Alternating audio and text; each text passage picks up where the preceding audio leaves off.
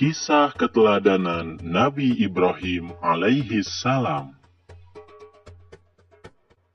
Nabi Ibrahim alaihi salam lahir di Babilonia yang sekarang menjadi negara Irak. Ayahnya bernama Azar bin Nahur. Kala itu, Babilonia dipimpin oleh seorang raja yang sangat zalim, yaitu Namrud bin Kan'an bin Kus. Babilonia adalah negeri yang kaya. Rakyatnya hidup makmur, tetapi mereka tidak mengenal Allah Subhanahu wa Ta'ala. Penduduk Babilonia justru menyembah patung. Lucunya, patung-patung itu dibuat oleh mereka sendiri. Kehidupan Nabi Ibrahim alaihi salam. Ibrahim sejak kecil hidup di lingkungan yang penuh kemusyrikan dan kekufuran. Beliau dibesarkan oleh seorang ayah yang tidak seiman dengannya. Ayah Ibrahim ahli dalam memahat patung. Patung-patung ini dijual kepada penduduk Babilonia. Patung-patung itulah yang kemudian dijadikan sesembahan. Ayah Ibrahim menyuruh Ibrahim untuk menjual patung-patung itu. Namun, berkat bimbingan Allah Subhanahu wa Ta'ala, Ibrahim dengan halus menolak perintah ayahnya. Menurut Ibrahim, kebiasaan penduduk Babilonia, termasuk ayahnya sendiri, adalah keliru. Satu-satunya cara menyadarkan penduduk Babilonia kembali ke jalan yang benar adalah menyadarkan atas kelemahan patung sebagai sesembahan. Hanya Allah Subhanahu wa Ta'ala yang Maha Esa dan Maha Kuasa yang berhak disembah. Dialah pencipta alam semesta beserta isinya. Patung-patung itu tidak dapat membela dirinya sendiri, apalagi membela kawannya. Nabi Ibrahim alaihi salam mencari Tuhan yang sebenarnya. Masyarakat Babilonia sudah lama sebagai penyembah bintang-bintang dan patung-patung. Ibrahim terus berusaha mencari kebenaran agama yang dianut oleh keluarganya. Ketika malam telah gelap, Ibrahim menyaksikan sebuah bintang. Dia sempat berpikir bahwa bintang itulah Tuhannya. Tetapi, tatkala bintang itu tenggelam, dia berkata, "Saya tidak suka kepada yang tenggelam." Kemudian, tatkala dia melihat bulan terbit, dia berkata, "Inilah Tuhanku." Namun, setelah bulan itu terbenam, dia berkata, "Sungguhnya, jika Tuhanku tidak memberi petunjuk kepadaku, pastilah aku termasuk orang yang sesat." Kemudian, tatkala ia melihat matahari terbit, dia berkata, "Inilah Tuhanku, ini yang lebih besar." Tatkala matahari itu terbenam, dia berkata, "Hai kaumku, sesungguhnya aku berlepas diri dari apa yang kamu persekutukan. Sesungguhnya aku menghadapkan diriku kepada Rob yang menciptakan langit dan bumi, dengan cenderung kepada agama yang benar, dan aku bukanlah termasuk orang-orang yang mempersekutukan Tuhan." Inilah yang dianugerahkan Allah Subhanahu wa Ta'ala kepada Nabi Ibrahim alaihi salam dalam menolak agama yang dipercayai kaumnya, serta menerima Tuhan yang sebenarnya. Menyaksikan kekuasaan Allah Subhanahu wa Ta'ala.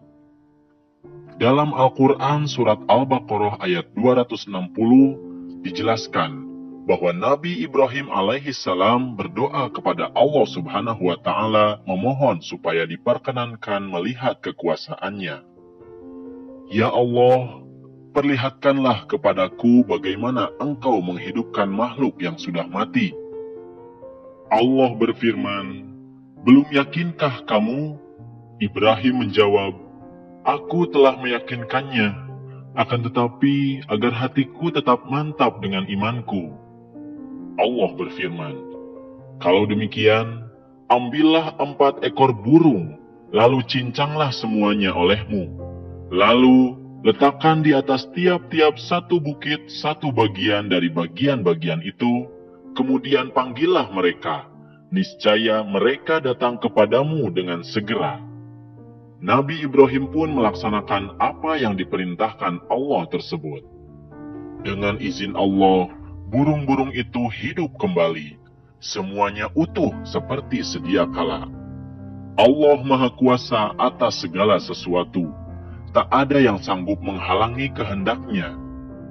Hanya dengan kata kun atau jadilah, hal yang dikehendakinya pasti terbukti. Allah Maha Kuasa menghidupkan yang mati sangatlah mudah baginya. Nabi Ibrahim alaihissalam telah melihatnya sendiri. Hatinya makin mantap, keyakinannya makin kuat, keimanannya makin hebat.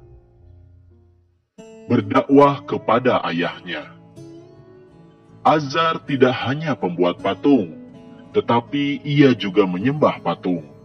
Sebelum berdakwah kepada penduduk Babilonia, Nabi Ibrahim alaihissalam harus menyadarkan dulu ayahnya. Berdakwah kepada ayahnya tidaklah mudah, karena ayahnya tetap bersikukuh dengan keyakinannya. Usaha Nabi Ibrahim alaihissalam sudah maksimal, namun Allah lah yang menentukan. Sebagai anak, Nabi Ibrahim alaihissalam sangat ingin menyelamatkan ayahnya. Sikap ayahnya yang menolak ajaran Allah Subhanahu wa Ta'ala tidak membuat Nabi Ibrahim alaihissalam larut dalam kesedihan. Sikapnya tetap teguh untuk menyebarkan pesan-pesan Allah Subhanahu wa Ta'ala. Raja Namrud yang zolim. Raja Namrud memerintah dengan kejam. Semua orang harus taat, tidak boleh melawannya. Jika ada yang berani melawan, nyawa taruhannya. Rakyat hidup bagaikan budak. Keadaan itu tidak membuat Namrud puas. Ia merasa dirinya layak disembah. Ia ingin dipertuhankan. Ia berpikir rakyat pasti mau menyembahnya. Patung-patung yang tak bernyawa saja disembah, apalagi raja yang sangat berkuasa. Menunjukkan kelemahan patung. Nabi Ibrahim alaihissalam berdakwah tak kenal lelah. Tetapi penduduk Babilonia menolak keras. Mereka tetap pada keyakinannya menyembah patung-patung yang mereka buat sendiri. Namun, Nabi Ibrahim alaihissalam tidak kehilangan akal.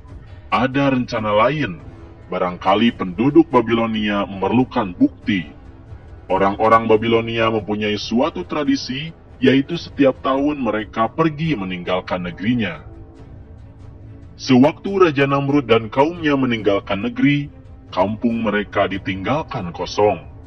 Kesempatan itu dipergunakan Nabi Ibrahim alaihissalam untuk menghancurkan patung-patung Raja Namrud dan kaumnya. Dengan kapak yang telah dipersiapkan, mulailah Nabi Ibrahim alaihissalam menghancurkan patung-patung itu satu persatu. Hanya satu patung yang paling besar tidak dihancurkan. Lalu, kapak yang dipergunakan menghancurkan patung-patung itu dikalungkan di leher patung yang paling besar tadi. Akibat perbuatan Ibrahim. Ketika Raja Namrud dan kaumnya datang ke pusat pemujaan, betapa terkejutnya mereka semua karena patung-patung sesembahan mereka hancur. Maka, tak pelak lagi, Ibrahimlah yang dituduh. Nabi Ibrahim alaihissalam akhirnya dipanggil dan diadili. Raja Namrud bertanya kepada Nabi Ibrahim alaihissalam, "Apakah kamu yang menghancurkan patung-patung sesembahan kami?" "Aku pikir barangkali berhala besar itulah yang melakukannya. Bukankah kapak yang ada di lehernya yang membuktikan perbuatannya?" kata Ibrahim. "Mana mungkin berhala bisa berbuat seperti itu," kata Namrud. "Kalau begitu, mengapa engkau sembah patung yang tidak bisa berbuat apa-apa?" kata Ibrahim. Mendengar pernyataan Nabi Ibrahim alaihissalam itu, orang-orang yang menyaksikan banyak yang sadar. Selama ini mereka telah menyembah patung-patung yang tidak bisa berbuat apa-apa, tidak bisa melihat, tidak bisa mendengar, tidak bisa bicara. Melihat keadaan demikian, Raja Namrud makin murka. Raja Namrud akhirnya memutuskan bahwa Nabi Ibrahim alaihissalam harus dibunuh dengan cara dibakar hidup-hidup. Setelah kayu bakar dikumpulkan, Nabi Ibrahim alaihissalam diikat dan dilempar dengan alat pelontar yang membara. Api menjalar mendekati Nabi Ibrahim alaihissalam. Akan tetapi, ia tetap tenang. Hatinya bertawakal. ia yakin Allah Subhanahu wa Ta'ala tak akan membiarkannya. Allah Subhanahu wa Ta'ala pasti menolong orang yang berjuang di jalannya. Ketika api menyala makin besar, Raja Namrud dan pengikutnya tertawa riang. Mereka menyangka bahwa Ibrahim telah hancur menjadi abu. Akan tetapi, betapa terkejutnya mereka melihat keajaiban yang tidak disangka-sangka. Setelah api padam, Nabi Ibrahim alaihissalam tiba-tiba berjalan keluar dari puing-puing pembakaran api dengan selamat tanpa luka sedikit pun. Allah Subhanahu wa Ta'ala menunjukkan kekuasaan dan kasih sayangnya kepada Nabi Ibrahim alaihissalam dan kaumnya. Anak Nabi Ibrahim alaihissalam. Nabi Ibrahim alaihissalam memiliki anak bernama Ismail dan Ishak. Antara Ismail dan Ishak berbeda ibu, tetapi ayahnya tetap Ibrahim. Ibunda Ismail bernama Hajar dan ibunda Ishak bernama Sarah. Menurut riwayat, keturunan Nabi Ishak alaihissalam menurunkan Nabi Musa alaihissalam, dan dari keturunan Nabi Ismail alaihissalam menurunkan Nabi Muhammad sallallahu alaihi wasallam. Oleh karena itu, Nabi Ibrahim alaihissalam dikenal sebagai bapak para nabi. Demikianlah adik-adik kisah Nabi Ibrahim alaihissalam. Banyak sekali hikmah dan keteladanan yang dapat kita ambil dari kisah tersebut. Di antaranya, kita harus berani melakukan kebaikan. Seperti halnya Nabi Ibrahim yang berani menyuarakan kebenaran kepada masyarakatnya yang menyembah patung. Meskipun beliau harus dibakar hidup-hidup, tapi yakinlah Allah yang akan menyelamatkan kita ketika kita menyuarakan kebenaran. Kemudian, kita juga harus mempertanyakan jika ada hal yang ganjal atau tidak dipahami. Seperti Nabi Ibrahim yang mempertanyakan Tuhan yang sebenarnya. Kita juga harus berani bertanya jika ada yang tidak dipahami, agar kita tidak menjadi orang yang sesat. Kemudian, kita juga harus menjadi seorang yang cerdas, agar permasalahan kita mudah diselesaikan. Seperti halnya kecerdasan Nabi Ibrahim yang membuktikan bahwa patung bukanlah Tuhan, kita juga harus rajin belajar dan sering membaca, agar masalah-masalah yang kita hadapi bisa diselesaikan.